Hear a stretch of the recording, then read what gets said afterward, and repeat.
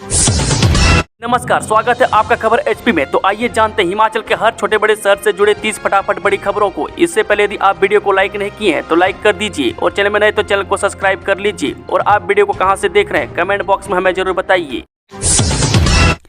Income tax पर बड़ा ऐलान, 12 लाख तक की इनकम हुई टैक्स फ्री। जब वित्त मंत्री निर्मला सीतारमण कल 1 फरवरी 2025 को लगातार 8वां केंद्रीय बजट पेश की। वित्त मंत्री ने कहा कि 12 लाख रुपए तक की आय पर कोई कर नहीं देना होगा। वेतनभोगी करदाताओं को बड़ी सौगात देते हुए वित्त मंत्री निर्मला सीतारमण ने घोषणा की कि 12 लाख रुपए तक की आय पर कोई आयकर नहीं देना होगा। में 7.5 करोड़ कर रिटर्न दाखिल करने वालों में से लगभग 85% को राहत मिलेगी, क्योंकि सरकार ने 12 लाख रुपए तक की आय वालों को कर में छूट दे दी है। खराब मौसम से भगवान हुए टेंशन फ्री, इन 3 फसलों का हो रहा बीमा, मात्र 75 रुपये प्रीमियम पर होगी इतनी भरपाई। जिले में बागवान सेब, पलम और अनार की खेती कर रहे हैं। ऐसे में मौसम के दुष्प्रभाव से बचने के लिए घाटी के बागवान जागरूक हो गए हैं। वह उद्यान विभाग के माध्यम से जिला कुल्लू के 23,000 से अधिक बागवानों ने अपनी फसलों का बीमा करवाया है, ताकि मौसम की खराबी, ओलावृष्टि व अन्य मौसमी नुकसान होने पर उन्हें बीमा कंपनी से मुआवजा मिल सके। बता दें कि जिला कुल्लू के मुख्यालय ढालपुर में बागवानी विभाग के माध्यम से बागवानों को इस बारे में जागरूक किया जा रहा है, ताकि वे सरकार के द्वारा चलाई जा रही इस योजना का लाभ उठा सके। जिला कुल्लू में मार्च, अप्रैल और मई माह में तेज तूफान और अंधड़ के चलते हर साल सेब, पलम और अनार की फसल को खास नुकसान पहुंचता है। ऐसे में बीमा कंपनी के द्वारा नुकसान होने की अवधि में एक पेड़ का 1500 रुपये बागवानों को उपलब्ध करवाया जाएगा। इसके अलावा किसी प्रकार का अन्य नुकसान होता है तो उसकी भी भरपाई अन्य पॉलिसी के तहत बीमा कंपनी के द्वारा की जाएगी। केंद्रीय बजट में हुई ये बड़ी घोषणाएं, हिमाचल को भी मिलेगा लाभ, जानिए कृषि पर्यटन को क्या मिला। हिमाचल में करीब 6.5 लाख करदाता हैं। नई कर व्यवस्था में 12 लाख की आय वाले करदाता को कर में 80,000 का लाभ होगा। 18 लाख रुपए की आय वाले व्यक्ति को कर में 70,000 का लाभ होगा। 25 लाख की आय वाले व्यक्ति को 1,10,000 पुरानी कर दरों के अनुसार उसके देय का कर 25% का लाभ होगा। TDS की दरों और सीमाओं की संख्या कम कर उसे तर्क संगत बनाया जाएगा। वरिष्ठ नागरिकों के लिए ब्याज पर कटौती की सीमा 50,000 रुपये से 2 गुना बढ़ाकर 1 लाख रुपए की जा रही है। किराए पर TDS के लिए वार्षिक सीमा 2,40,000 रुपये से बढ़ाकर 6 लाख रुपए की गई। वह प्रदेश के 1,10,000 कर्मचारियों व करीब 40,000 पेंशनरों को नई आयकर स्लैब का लाभ मिलेगा। हालांकि हिमाचल प्रदेश सरकार की ओर से केंद्र सरकार से कई मांगे बजट में शामिल करने के लिए की गई थी। उसमें वर्ष 2023 में राज्य में बाढ़ और बादल फटने के रूप में आई आपदा के लिए लंबित राहत पैकेज जारी करने की मांग प्रमुख थी, लेकिन इसमें राज्य को निराशा ही हाथ लगी है। मिड डे मील में 5.5 लाख विद्यार्थियों को अब सप्ताह में 2 दिन मिलेगा पौष्टिक आहार। हिमाचल प्रदेश के स्कूलों में पढ़ने वाले 5.5 लाख विद्यार्थियों को मिड डे मील के तहत सप्ताह में 2 दिन पौष्टिक आहार दिया जाएगा। प्री प्राइमरी से लेकर 8वीं कक्षा के विद्यार्थियों के लिए चलाई जा रही मुख्यमंत्री पौष्टिक आहार योजना को विस्तार देने की तैयारी है। अभी सप्ताह में 1 दिन स्कूलों में पौष्टिक आहार के तौर पर केला और अंडा दिया जा रहा है। जल्द ही इसका दायरा बढ़ाकर सप्ताह में 2 दिन किया जाएगा। बता दें कि शिक्षा मंत्री रोहित ठाकुर ने बताया कि बजट में इसके लिए प्रावधान किया जाएगा। हिमाचल प्रदेश के सरकारी स्कूलों में नर्सरी से 8वीं कक्षा तक पढ़ने वाले करीब 5.5 लाख बच्चों को सप्ताह के 6 दिन अलग अलग प्रकार का भोजन बच्चों को परोसा जाता है। इसके लिए स्कूलों में विशेष मेन्यू बनाया गया। पहले सप्ताह के सोमवार को साबुत मूंग दाल और चावल, मंगलवार को सब्जी के साथ सोया पुलाव, बुधवार को राजमा चावल, गुरुवार को चना दाल और सब्जी के साथ खिचड़ी, शुक्रवार को उड़द दाल और चावल, शनिवार को काले चने और चावल तैयार किए जाते हैं। इसी प्रकार दूसरे सप्ताह के सोमवार को मिक्स दाल और चावल, मंगलवार को काले चने और दाल, बुधवार को मूंग दाल और सब्जी का चावल, गुरुवार को सब्जी व सोया पुलाव, शुक्रवार को राजमा और चावल या कड़ी तैयार होती है। सभी बच्चों को पौष्टिक आहार मुहैया करवाने के लिए हिमाचल सरकार ने बीते वर्ष नई योजना शुरू कर सप्ताह में 1 दिन अंडा या केला देने का फैसला लिया। अब इस योजना को विस्तार देते हुए सप्ताह में 2 दिन पौष्टिक आहार दिया जाएगा। संभावित है कि मुख्यमंत्री सुखविंदर सिंह सुक्खू अपने बजट भाषण में इसकी घोषणा करेंगे। हिमाचल प्रदेश में 19.5 लाख राशन कार्ड धारक परिवारों को राहत, एक साथ मिलेगा 3 महीने का तेल कोटा। हिमाचल के राशन कार्ड उपभोक्ताओं को फरवरी में 3 महीने के सरसों तेल का कोटा एक साथ मिलेगा। खाद्य आपूर्ति निगम ने तेल के टेंडर फाइनल कर कंपनियों को सप्लाई ऑर्डर जारी कर दिया। APL और गरीब परिवारों को सरसों तेल 146 और आयकर दाताओं को 153 रुपये प्रति लीटर मिलेगा। मुख्यमंत्री सुखविंदर सिंह सुक्खू की ओर से बजट सत्र में उपभोक्ता को जरूरत के मुताबिक तेल देने की घोषणा को भी इसमें शामिल किया गया। मैं डिमांड के मुताबिक उपभोक्ताओं को तेल उपलब्ध कराया जाएगा।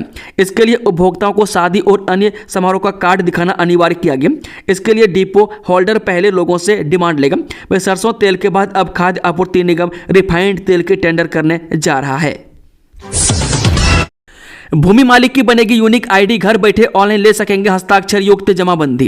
हिमाचल प्रदेश सरकार ने जमीन संबंधित कार्यों में पारदर्शिता लाने और आम लोगों के लिए इसे सुविधाजनक बनाने के लिए राजस्व सेवाएं ऑनलाइन करने की दिशा में महत्वपूर्ण कदम उठाया। वह प्रदेश के लोग अब घर बैठे ऑनलाइन जमाबंदी प्राप्त कर सकेंगे। वह शुक्रवार को राजपत्र में इसे लेकर नया प्रारूप जारी कर दिया गया। वह सरकार ने नए प्रारूप को लेकर 7 दिन के भीतर सुझाव और आपत्तियां आमंत्रित की गई है।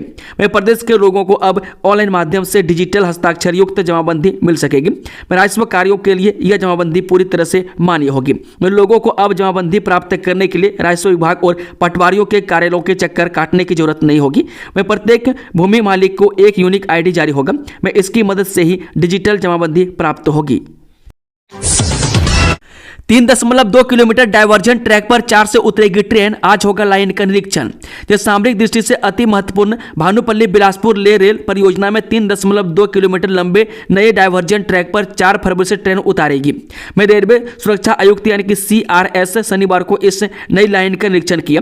निरीक्षण के बाद ट्रेन संचालन की अनुमति दी जाएगी। मैं डायवर्जन ट्रैक को भानुपल्ली में चैनेज नंबर -2600 से जमा 600 तक ट्रैक बिछाया गया है। मैं पुरानी लाइन को डाइवर्ट कर यह नई लाइन बिछाई गई है ताकि बिलासपुर की और भानुपल्ली से आगे के निर्माण कार्य बिना रुकावट के पूरे हो सके।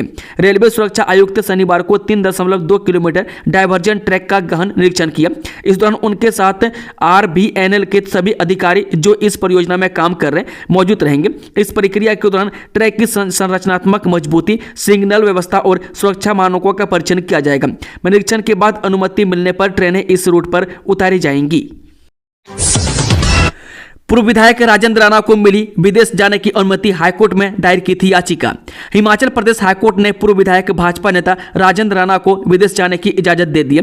हाईकोर्ट ने याचिकाकर्ता को 1 लाख रुपए का निजी तौर पर मुचलका भरने को कहा है। न्यायाधीश राकेश कैंथला की अदालत ने याचिकाकर्ता को आदेश दिए कि 2 दिनों के भीतर अपनी आने जाने की सारी जानकारी पुलिस स्टेशन में दे। विदेश से आने के बाद भी सूचना पुलिस को देने को कहा है। सीएम सुक्खू सहित 10,000 लोगों ने छोड़ी बिजली पर सब्सिडी, लिस्ट में बुजुर्ग भी शामिल। राज्य बिजली बोर्ड की आर्थिक स्थिति सुधारने के लिए मुख्यमंत्री ने जब सब उपभोक्ताओं से अपील की थी कि वे अपनी सब्सिडी छोड़ दें। इसके बाद अभी तक 9975 बिजली उपभोक्ताओं ने अपनी सब्सिडी को छोड़ दिया। मैं इसके तहत इन्होंने इस महीने जितनी बिजली का इस्तेमाल किया होगा उस स्लिप के तहत इन्हें बिल जारी किया जाएगा। इन्हें सरकारी सब्सिडी का लाभ नहीं मिलेगा। वहीं इन उपभोक्ताओं को 125 यूनिट फ्री की सुविधा भी नहीं मिलेगी। पूर्व मंत्री एवं सांसद किशन कपूर का निधन, PGI में ली अंतिम सांस। 1970 में बने थे जनसंघ के सदस्य।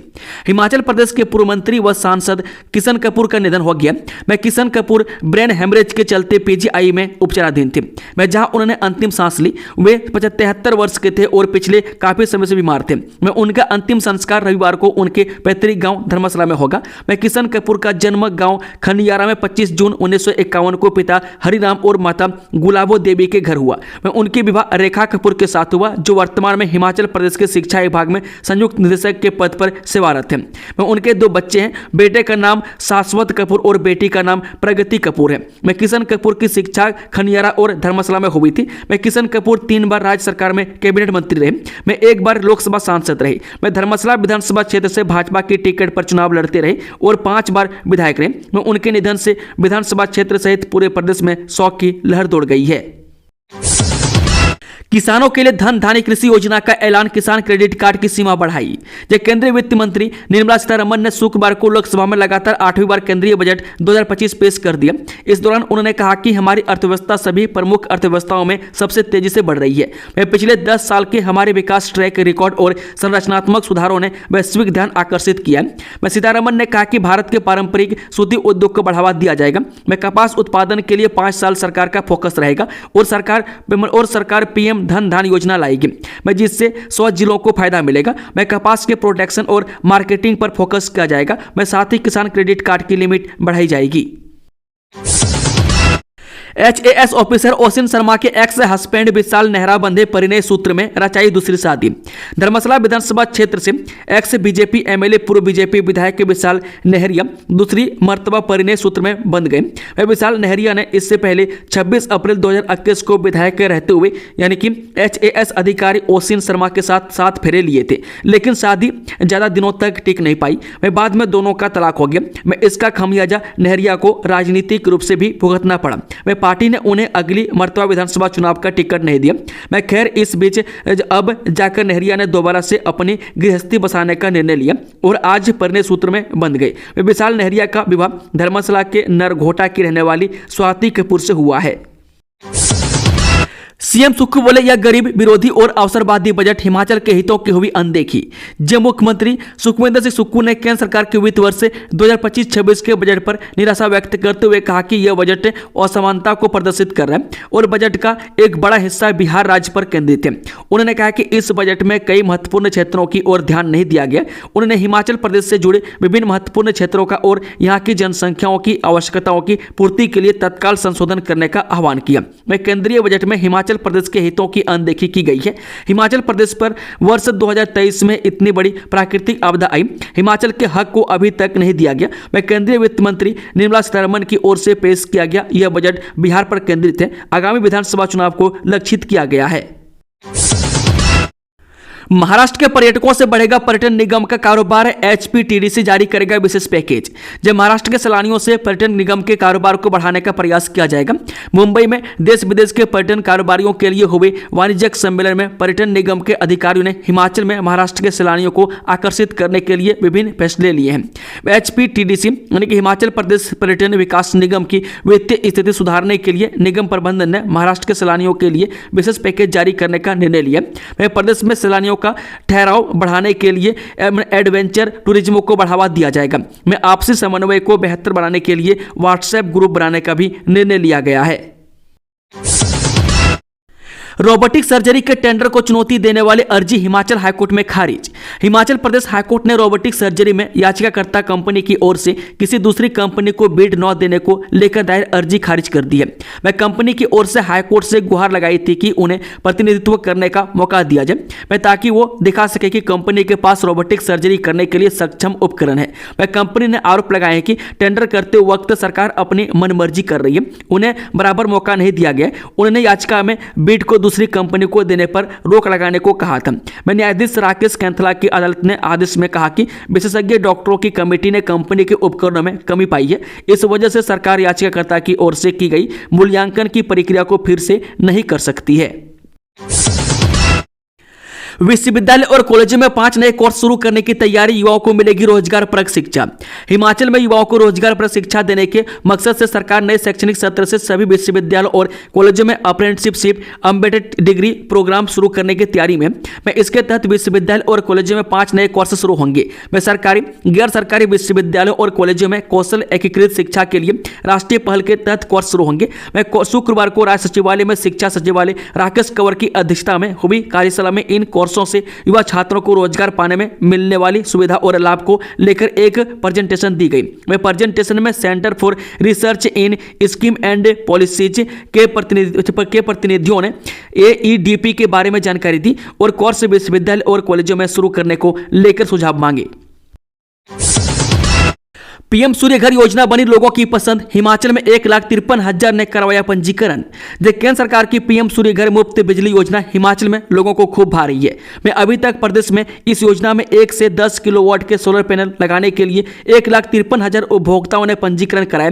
मैं 4721 घरों में सोलर रूफटॉप पैनल लग भी चुके हैं। मैं इसके लिए उपभोक्ताओं को 40 से 60% तक की सब्सिडी दी जा रही है। मैं योजना का लाभ मार्च 2027 तक प्रदेश में 90,000 घरों को सोलर बिजली से जोड़ना है। मैं केंद्र की इस योजना में जिला कांगड़ा में सबसे अधिक 1389 सोलर इंस्टॉलेशन किए गए हैं। मैं हमीरपुर में 624 इंस्टॉलेशन के साथ दूसरे स्थान पर है। मैं मंडी 608 इंस्टॉलेशन के साथ तीसरे स्थान पर है। मैं इसी प्रकार ऊना में 418, बिलासपुर में 370, शिमला में 336, सोलन में 315, सिरमौर में 273, चंबा में 182, कुल्लू में 150, किन्नौर में 50 और लाहौल स्पीति में 21 सोलर इंस्टॉलेशन हो चुके हैं। इन सोलर पैनलों की क्षमता 26.6 6 मेगावाट है। मैं इनमें 426 उपभोक्ताओं को 3,64,49,523 रुपये की सब्सिडी मिल चुकी है।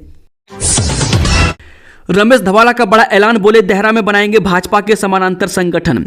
जो अपनी ही पार्टी से नाराज चल रहे पूर्व मंत्री रमेश धवाला ने भविष्य में हिमाचल प्रदेश की राजनीति में उबाल आने का संकेत दे दिया। मैं धवाला ने कहा कि अब वह देहरा में भाजपा के समानांतर संगठन खड़ा करेंगे और वह संगठन असली होगा। यदि कार्यकर्ता साथ हैं तो किसी और की जरूरत नहीं है। मैं धवाला ने दुनिया मंदी जोरा नू लख लानत है कमजोरा नू शेयर कहकर यह संदेश देने का प्रयास किया कि भाजपा पर दबाव बनाने की कोशिश करते रहेंगे। सीबीआई ने कई संस्थानों को दे दी क्लीन चिट, ईडी की जांच में खुलने लगी कड़ियां। हिमाचल में वर्ष 2013 से 2017 के बीच एससी, एसटी और ओबीसी श्रेणियों के लिए केंद्र सरकार की ओर से जारी छात्रवृत्ति में 181 करोड़ का घोटाला फिर सुर्खियों में है। मामले की जांच कर रहे ईडी के सहायक निदेशक और सीबीआई शिमला शाखा में रहे डीएसपी की गिरफ्तारी के बाद इस मामले में नई गिरफ्तारियां होने लगी है। हिमाचल में इंटरनेशनल एयरपोर्ट बनाए केंद्र, खर्चा भी उठाए। हिमाचल प्रदेश में एक भी अंतर्राष्ट्रीय स्तर का हवाई अड्डा नहीं है।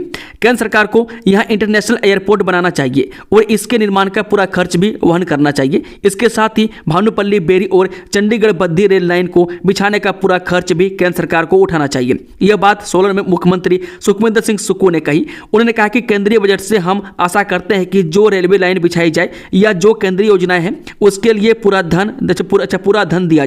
मुख्यमंत्री ने कहा कि हिमाचल सरकार ने इसी वर्ष से 186 करोड़ चंडीगढ़ से बद्दी को बनने वाले रेल मार्ग के लिए दिए मैं ताकि तेजी से कार्य पूरा हो सके। मैं जो रेलवे लाइन हिमाचल में आनी है उसे बनाने के लिए आधा खर्चा हिमाचल सरकार को देना पड़ता है। वहीं रेल लाइन बिछाने के लिए जमीन का मुआवजा भी हिमाचल सरकार को देना पड़ता है। मैं इसके चलते बद्दी से चंडीगढ़ रेल मार्ग के लिए 186 करोड़ रुपये और बिलासपुर रेल लाइन के लिए 1100 करोड़ रुपये रेल विभाग को दिए गए। मैं प्रदेश के बजट का बड़ा हिस्सा रेल लाइन बिछाने में निकल रहा है। मैं केंद्र सरकार को अपने दम पर हिमाचल में रेलवे लाइन स्थापित करनी चाहिए। मदर टेरेसा की जगह सुख शिक्षा योजना किसे मिलेंगे प्रतिमाह 1000 रुपये, जानिए पूरी जानकारी। हिमाचल प्रदेश के महिला एवं बाल विकास विभाग की ओर से मदर टेरेसा योजना के स्थान पर अब इंदिरा गांधी मुख्यमंत्री सुख शिक्षा योजना को चलाया जा रहा है। मैं इसमें पात्र विधवाओं के 2 बच्चों को 500 रुपये दिए जाने की बजाय विधवा, परित्यागता, तलाकशुदा, 7 वर्षों से पति के गुमशुदा होने व माता पिता दोनों के दिव्यांग होने की स्थिति में उनके सभी बच्चों को प्रतिमाह 1000 रुपये प्रदान किए जा रहे हैं। मैं पुरानी योजना को बंद कर प्रदेश सरकार की ओर से नई योजना चलाई जा रही है। मैं कुछ ही समय में प्रदेश के सबसे बड़े जिला कांगड़ा में सुख शिक्षा योजना के तहत कुल 56 से 2 आवेदन महिला एवं बाल विकास विभाग के पास पहुंचे। मैं जिसमें पहले चरण में अब तक मात्र 1172 को अप्रूव किया गया, मैं जबकि अन्य को लेकर कार्य चल रहा है। हिमाचल में सड़क का इंतजार कर रहे हजारों ग्रामीणों के लिए सुखद खबर, सड़क से जुड़ेंगे 1200 गांव। हिमाचल में सड़क का इंतजार कर रहे हजारों ग्रामीणों के लिए सुखद खबर है। राज्य में सड़क से जुड़ने वाली बस्तियों का अंतिम आंकड़ा 1200 को पार कर गया है। हालांकि 200 से ज्यादा सड़कों पर ऑब्जेक्शन भी लगे हैं, मैं जिन्हें पीडब्ल्यूडी भविष्य में दूर करेगा। मैं केंद्र सरकार ने 31 जनवरी तक सभी राज्यों को ग्राम सड़क सर्वे ऐप पर उन बस्तियों को डाटा अपलोड करने के आदेश दिए थे मैं जहां अभी तक सड़क नहीं पहुंच पाई है। मैं केंद्रीय ग्रामीण विकास मंत्रालय ने तय किया था कि 31 जनवरी के बाद ऐप पर डाटा अपलोड नहीं हो सकेगा। हिमाचल ने तय समय के दौरान यह कामयाबी हासिल की है। मैं राज्य से 1200 सड़कों के निर्माण का डाटा इस समय केंद्र सरकार तक पहुंच गया है और भविष्य में प्रधानमंत्री ग्राम सड़क योजना में इन सड़कों का निर्माण पूरा होगा। मैं PMGSY में हिमाचल को 3000 किलोमीटर सड़क निर्माण का अवसर मिल सकता है। गैरों पे करम, अपनों पे सितम, भाजपा ये जुल्म ना कर। जब देहरा भाजपा में नाराजगी की ज्वाला धीरे धीरे प्रबल होती जा रही है। मैं देहरा भाजपा में पनप रही विद्रोह की चिंगारी अगर समय रहते शांत न हुई तो यह देहरा के साथ साथ अन्य क्षेत्रों में भी अपना विकराल रूप दिखा सकती है। बता दें, देहरा भाजपा संगठन में 3 से 4 दशक गुजार चुके भाजपा कार्यकर्ता इसलिए नाराज हैं कि कुछ नए लोगों को तो तवज्जो दी जा रही है लेकिन पुराने कार्यकर्ताओं की अनदेखी की गई। मैं नियमों के तहत उन्हें पार्टी में पद देना तो दूर उनसे सलाह मशविरा तक नहीं किया गया। मैं इसी मामले को लेकर शुक्रवार को देहरा में कई पूर्व कार्यकर्ताओं व पदाधिकारियों की बैठक हुई। पूर्व भाजपा सरकार में मंत्री रहे रमेश धवाला भी नाराज कार्यकर्ताओं की बैठक का हिस्सा बने। आईआईटी मंडी के शोधकर्ताओं का कमाल, बदलने वाली है हमारी दुनिया। अब इंटरनेट से कहीं भी भेज सकेंगे ईमेल। जो कल्पना कीजिए आप ऑनलाइन खरीदारी कर रहे हैं और इत्र खरीदने से पहले उसकी गंध महसूस कर सकते हैं, या फिर वीडियो कॉल कर कोई आपको अपने हाथ में रखे फूलों की महक भेज सकते हैं। मैं यह सुनने में भले ही किसी साइंस फिक्शन फिल्म की कहानी लगे, लेकिन भारतीय प्रौद्योगिकी संस्थान यानी कि आईआईटी मंडी के शोधकर्ता ने इसे हकीकत में बदलने की दिशा में बड़ी सफलता प्राप्त कर ली है। क्रिप्टो करेंसी के नाम पर लगाए 2000 करोड़ का चूना, अब सुप्रीम कोर्ट ने खारिज की जमानत याचिका। जाने क्या है पूरा मामला। हिमाचल प्रदेश के 80,000 निवेशकों से क्रिप्टो करेंसी में इन्वेस्ट के नाम पर करीब 2000 करोड़ रुपए की ठगी मामले में संलिप्त पंजाब के जीरकपुर के प्रॉपर्टी डीलर विजय कुमार जुनेजा की जमानत याचिका सुप्रीम कोर्ट ने खारिज कर दी है। बता दें कि इससे आरोपित की गिरफ्तारी का रास्ता साफ हो गया। जमानत याचिका खारिज होते ही हिमाचल पुलिस हरकत में आ गई है। 67 कॉलेजों ने नहीं भेजी परफॉर्मेंस इंडिकेटर संबंधित सूचना, डिफॉल्टर घोषित। जो उच्च शिक्षा विभाग ने की परफॉर्मेंस इंडिकेटर से संबंधित सूचना न भेजने पर प्रदेश के 67 कॉलेज को डिफॉल्टर घोषित कर दिया। विभाग ने इन कॉलेजों की सूची भी जारी की है। मैं इसके साथ ही इन्हें की परफॉर्मेंस इंडिकेटर से संबंधित सूचना 2 दिन में शिक्षा निदेशालय को भेजने को कहा है। मैं इसके तहत कॉलेजों से मूलभूत सुविधाओं सहित एनरोलमेंट, नेक, एग्रीडेशन सहित संबंधित सूचनाएं मांगी गई है। बताया जा रहा है कि इससे पूर्व भी कॉलेजों को इस संबंध में आदेश जारी किए गए थे, लेकिन 67 कॉलेजों से उक्त जानकारी अभी आना बाकी है। बैंक खाते आधार से सीड न होने के कारण रोकी छात्रों की छात्रवृत्ति।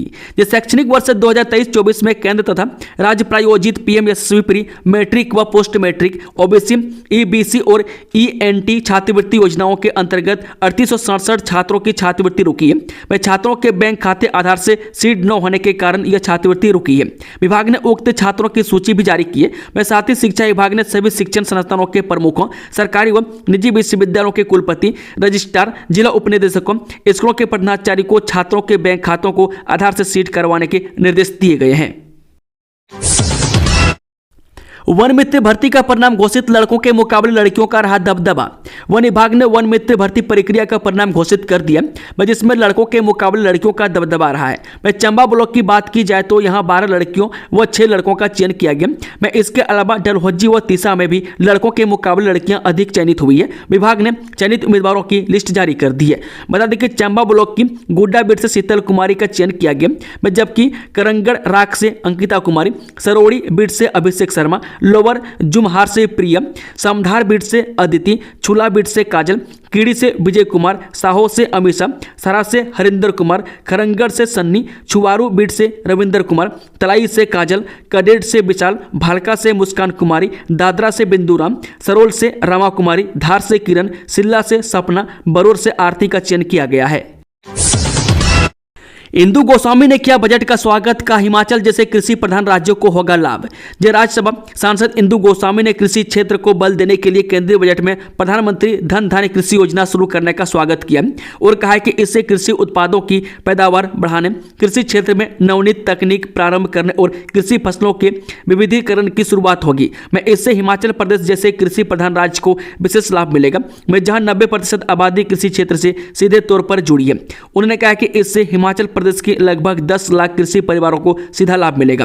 उन्होंने बताया कि प्रधानमंत्री धन धान्य कृषि योजना के अंतर्गत पंचायत और ब्लॉक स्तर पर कृषि उपजों की स्टोरेज सुविधा होने से अब किसानों को अपनी उपजों को आनन फानन में मंडियों में बेचने के लिए मजबूर नहीं होना पड़ेगा। मैं किसान उचित दाम मिलने पर ही अपनी उपज बेच सकेंगे। उन्होंने अपनी फसलों के आकर्षक मूल्य मिलेंगे और ग्रामीण क्षेत्र में आर्थिक खुशहाली का नया दौर शुरू होगा। हिमाचल के कर्मचारियों की नजर अब एनपीएस के 9200 करोड़ पर। केंद्र से पैसा मिला तो पेंडिंग डीए और एरियर का होगा भुगतान। संजीव शर्मा ने कहा केंद्र सरकार को एनपीएस कर्मचारियों के एनपीएस का शेयर जल्द से जल्द रिलीज करना चाहिए ताकि हिमाचल में कर्मचारियों को 3 डीए की किस्तें और 2016 से 2022 तक का पे एरियर का मिल सके। प्रदेश में कर्मचारियों का 8000 करोड़ रुपये पे एरियर और 1500 करोड़ रुपये डीए दें। ऐसे में अगर केंद्र से एनपीएस का पैसा आता है तो निश्चित तौर पर प्रदेश सरकार डीए और एरियर का भुगतान कर कर्मचारियों को राहत दे सकती है। वहीं प्रदेश के लाखों कर्मचारियों को राज्यत्व दिवस पर भी 4% डीए की घोषणा की आज थी, लेकिन अभी यह भी पूरी नहीं हुई है।